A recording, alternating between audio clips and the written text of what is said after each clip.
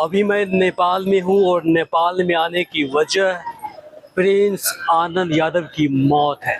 बिल्कुल आपने सही सुना।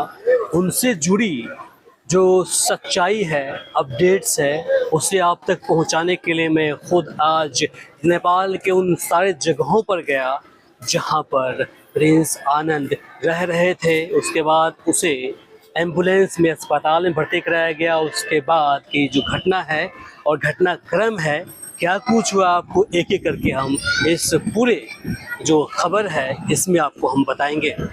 सबसे पहले आपको ले चलते हैं हम विराट नगर के neuro cardio and multi specialist जो अस्पताल है वहाँ पर जानते हैं कि आखिर कैसे प्रिंस आनंद यादव को एम्बुलेंस में पहुंचाया गया और उसके बाद क्या हुआ। क्या जब उसे वहां तक पहुंचाया गया तो क्या उस वक्त वे जीवित थे या फिर मृत अवस्था में उसे एम्बुलेंस से वहां पहुंचाया गया। सबसे पहले आपको ले चलते हैं वहां पर, जानिए। मेरे पीछे नेपाल के वही न्यूरो अस्पताल है जहां पर रोशन आनंद के भाई प्रिंस आनंद को 14 तारीख को बदतर स्थिति में लाया गया था। यहाँ के प्रशासन से पूछने के बाद, उनसे बातचीत करने के बाद यह बातें सामने निकल कर के आई है कि प्रिंस आनंद को उस दिन एम्बुलेंस से उतारा गया था तो उस वक्त में वे मरे हुए थे। डॉक्टर ने जैसे ही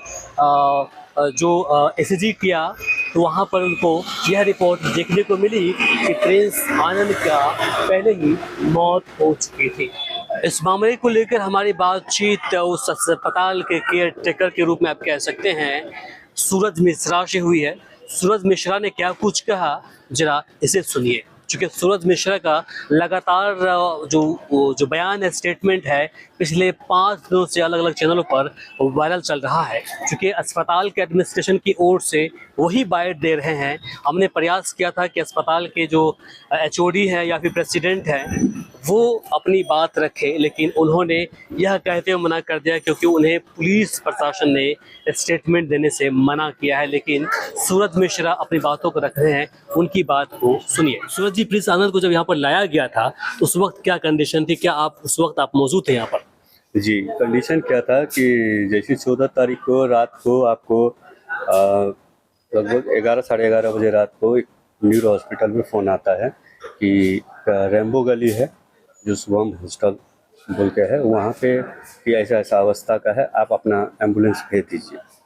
और सेवाग्राही लोग अपना एम्बुलेंस वहाँ से भेजते हैं और जैसे बॉडी को उठा के वहाँ पे तत्काल प्रिंस यादव जी को डाल के जब यहाँ लाते हैं रास्ते में, तो हर एक हॉस्पिटल में इमरजेंसी वार्ड होते हैं। उस इमरजेंसी वार्ड में जैसे डालने के बाद एकदम क्विकली फास्ट सर्विस होते हैं, उसको डालने के बाद वहाँ पे क्या हुआ कि आपको जो मेडिकल ऑफिसर थे वो आपको ECG सब करने के बाद ब्लैंक आया, तो ये जो है उसी ऑन स्पॉट मृतक घोषित किया गया कि ये रास्ते में ही ये जो है दम तोड़ चुके थे। आप ये कह रहे हैं कि जब डॉक्टरों ने ECG वहाँ पर उसका किया तो ब्लैंक आ गया, मतलब उनका उसी वक्त वो समझ गए कि ये मर चुके हैं।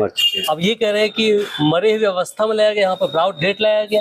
आप अब ब्राउड ही बोल सकते हैं क्योंकि जब तक आपको रास्ते में इस चीज़ को आपको नहीं लाया गया कि यहाँ तो जिंदा रहते तो या कुछ भी रहते तो उसमें आपको हर एक मेडिकल सेक्टर से आपका आदमी रहता है और हर एक हॉस्पिटल, प्राइवेट हॉस्पिटल में नेपाल सरकार के द्वारा नेपाल प्रहरी रहते हैं, तो वो अपना उसका काम का प्रोसेस रहता है, वो लोग अपना रिपोर्टिंग करते हैं, बस इतना ही है। और सारा रिपोर्टिंग वो पुलिस प्रशासन वो लोग को करता है कि ये कंडीशन हुआ, ऐसे ऐसे हुआ। और उसके कुछ जो दोस्त हैं वो भी आज का डेट में जिला प्रहरी कार्यालय में है और साथ ही आपको जो है अभी अनुसंधान सूक्ष्म तरीका से चल रहा है, जिसको इंटरनेशनल इश्यू होने की वजह से ये लोग पहले भी इश्यू है, तो इस वजह से अभी पोस्टमार्टम रिपोर्ट भी आया गया मंगलवार को, फिर भी फाइंडिंग नहीं किया गया है अभी तक। डॉक्टर से ये लोग का अपना कंसल्ट होगा बोल के।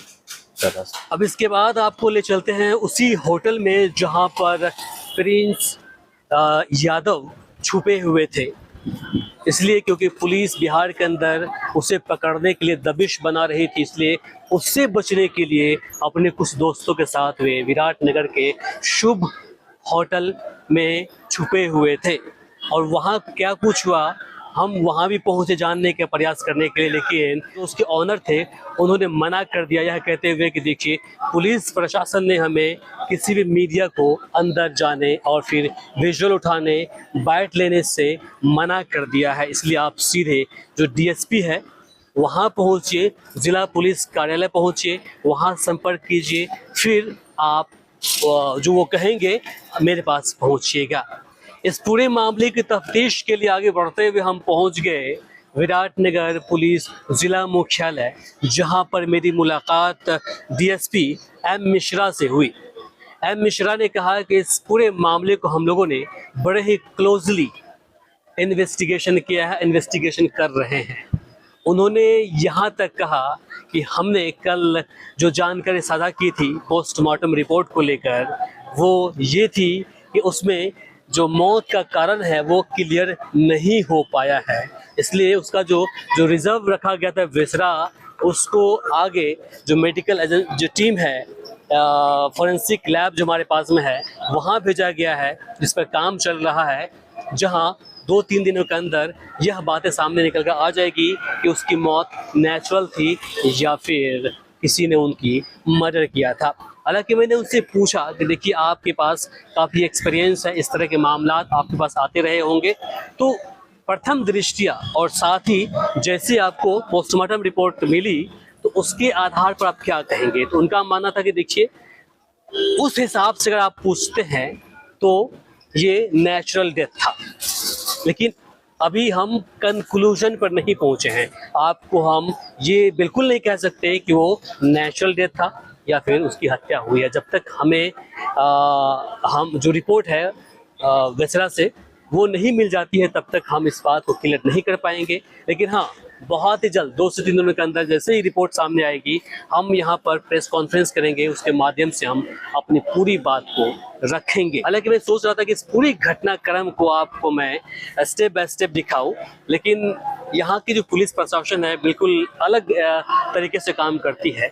इनका मानना था, जो डीएसपी है इनका मानना था कि देखिए हम लोग जब तक निष्कर्ष पर नहीं पहुंचते हैं तब तक किसी को अलाउ नहीं करते हैं, चाहे वो जो मौकाए वारदात की जगह हो या फिर अस्पताल हो या फिर जो लॉयर हो या फिर पुलिस एडमिनिस्ट्रेशन हो, तो किसी को हम लोग अलाउ नहीं करते हैं कि आप अपनी बात को रखें जब तक कि हम कंक्लूजन पर नहीं पहुंच जाए, जब तक कि हम जो इन्वेस्टिगेशन है उसे पूरा न कर दें। बाकी इसे लेकर जो भी अपडेट हमारे पास पहुंचेगा उसे आप तक हम पहुंचाते रहेंगे।